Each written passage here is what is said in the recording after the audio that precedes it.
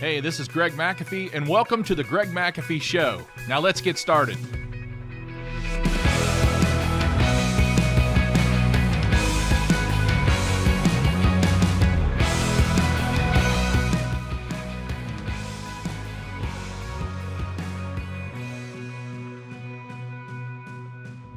Ownership can mean so many things, but what it means to us is, even if you miss the mark, own it, learn, move on, because when you own it, that says a lot about you as a person. It says a lot about you as a leader. All we really expect, we don't expect perfection out of our guys, but we do expect excellence. We do expect honesty, integrity. Just own it and move on. I don't really care that you messed up. Just own it and move on. And so we're really trying to establish that sense of ownership in our team, ownership for the McAfee way, ownership for our actions, ownership all across the board. So I think I went on a little tangent there, just rambled. Really good. But the way that we build strong teams is to get leaders to buy in to the culture. Because the only way you're going to get your broader team to buy into the culture is if your leadership does. If your leadership doesn't care about the culture, don't be surprised if your culture goes by the wayside in a few years. It doesn't take long. Well, yeah. I mean, there's very large companies. I talk about Sears often as the world's largest department store, and where are they today?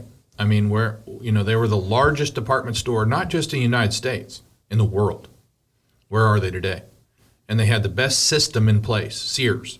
They had the best system in place for a department store, and they were into many other things. I read the other day that you could buy a house, Sears sold house packages, and many downtown homes were Sears homes for $9,800. You bought the whole package and built it yourself. Wow. But they were into so many things, and they did them well. It wasn't like they were touching too many things. They did them well. And number 5, instead of trying to determine who is right, a leader thinks in terms of what is right. By refusing to view conflict in terms of who's right or who's wrong, successful leaders know that it's about working together to move things forward and make it right. So we don't get bogged down in who's right or who's wrong. I said if I'm the smartest person at the table, I'm at the wrong table. If I'm a person at the table who can't admit when I'm wrong, I'm the wrong leader for the table. Because I have to admit when I'm wrong, or I have to admit when I make a mistake, or my company is not going to grow. And a good, strong leader analyzes issues, not people. It takes a lion a long time to get to its prey. Hours. It moves swiftly. It's smart. But a lion doesn't just sleep. We talked about a lion sleeps 16 to 20 hours. It doesn't just sleep 16 to 20 hours, wake up and run and get something to eat. It's got to work hard for its prey. It's got to work smart for its prey as well. And so do we. We analyze issues, not people. And number 6, where others think small, leaders think big. Where others think small, leaders think big. Fear of success and fear of failure are both attitudes, and they can keep you thinking small. If I'm only worrying about growing, if it's only all I'm worried about is getting bigger, all I'm worrying about is getting bigger, that'll put you under faster. Or if all I'm worried about is failing, what if we do that and it fails? Well, what if you don't? A leader, that's not their mindset. A leader's mindset, strategy, do what's right, do it better than anyone else, but just do it. But remember, a candle loses none of its own light by lighting another. In fact, lighting another candle only adds more light. So when our candle's lit, there's more light. When we light others, there's more light, okay? Mentoring can be called a calling, for sure. It's taking some of your time, it's taking your knowledge, and sharing it with someone else. And some will say, that makes no sense. I've worked really hard for all my knowledge. Why should I share it? Well, that's why it's called a calling, because not everyone likes to share. Well, as entrepreneurs is what we are, we need to interact with many people, including, but not limited to, our employees, our vendors, suppliers, our customers, our community.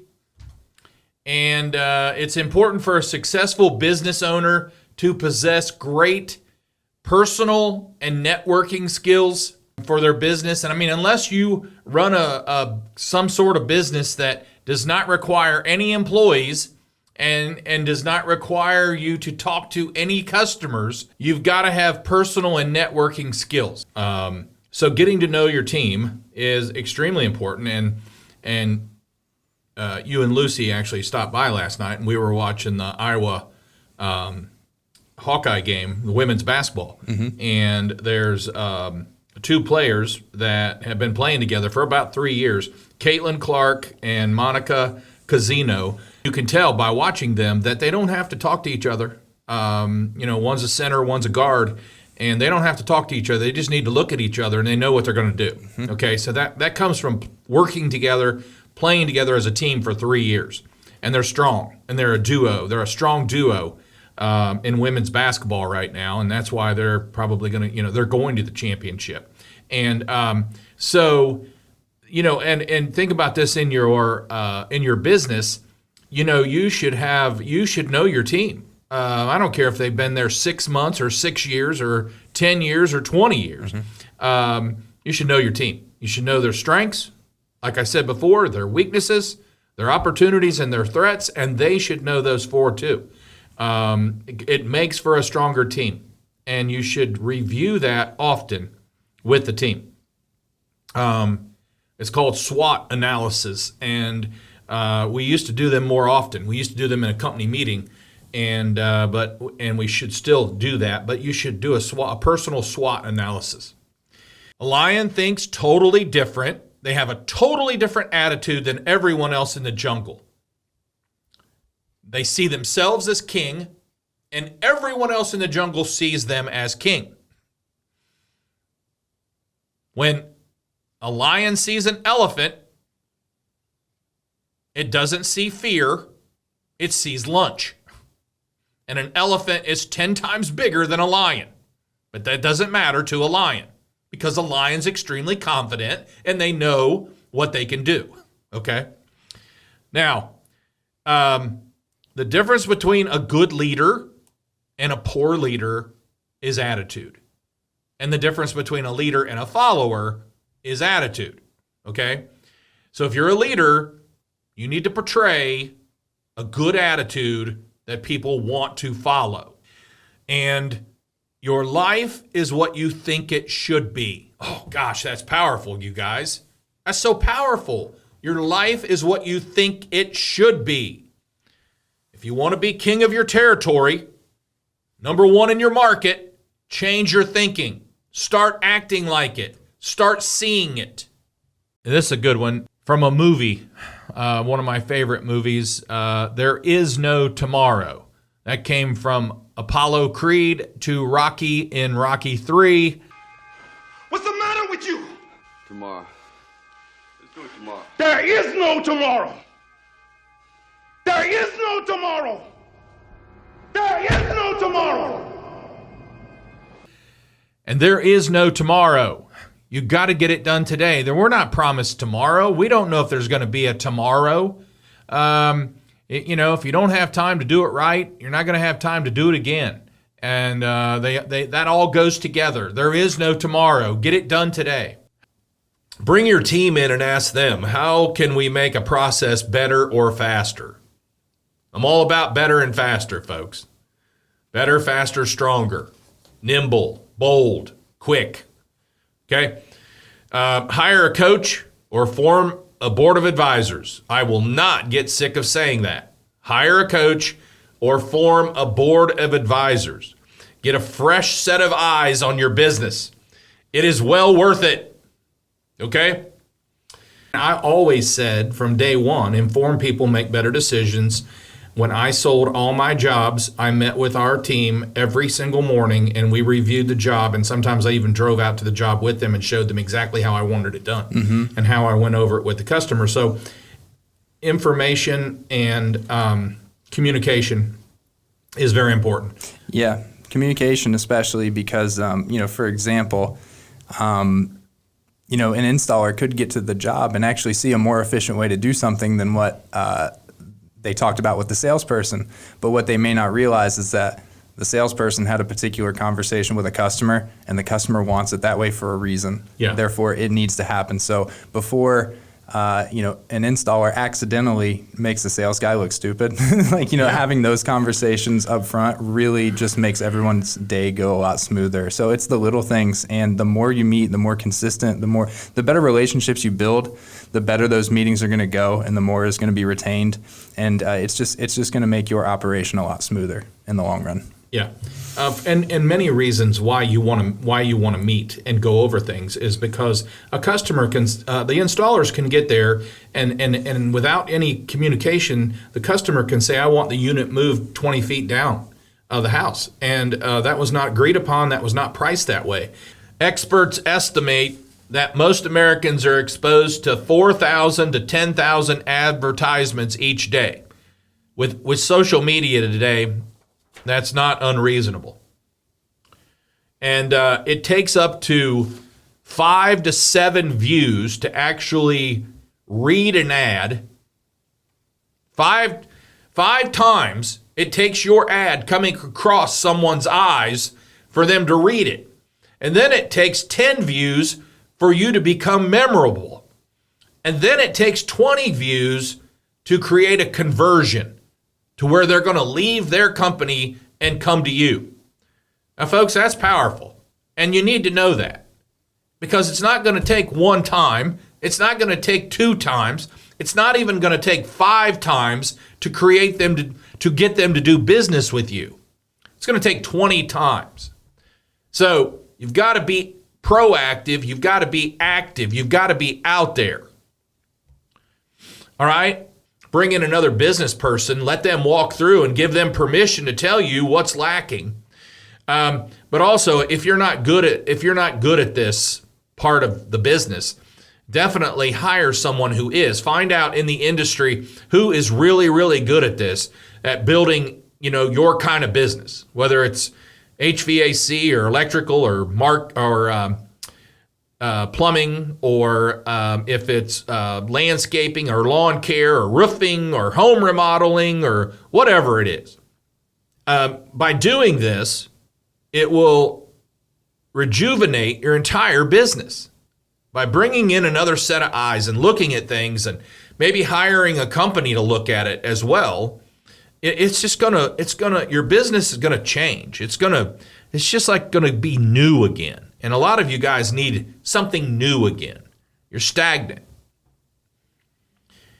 Some of you don't even like going in your office anymore because it's old and it just reminds you of work.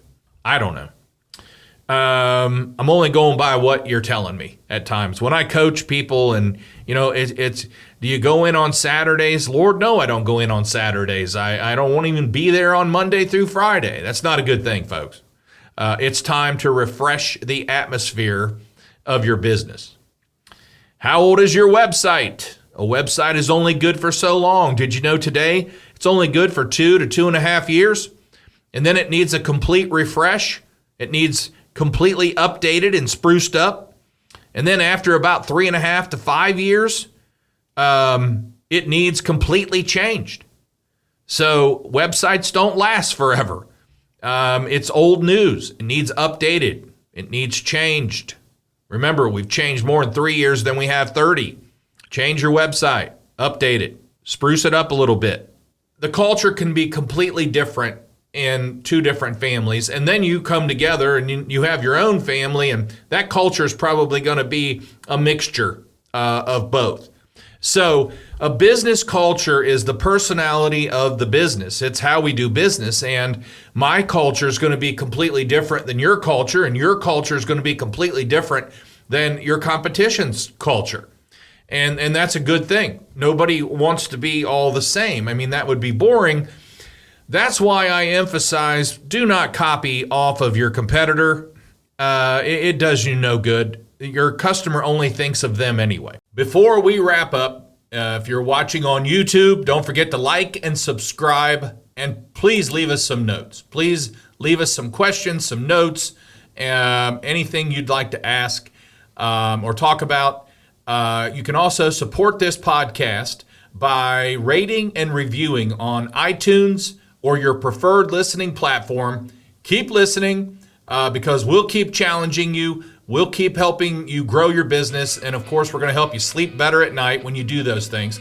Don't forget to follow us on Instagram and Facebook at The Greg McAfee Show. No spaces, no underscores. Be sure to keep listening. Thanks for listening. And as always, carry on. God bless and have a great day.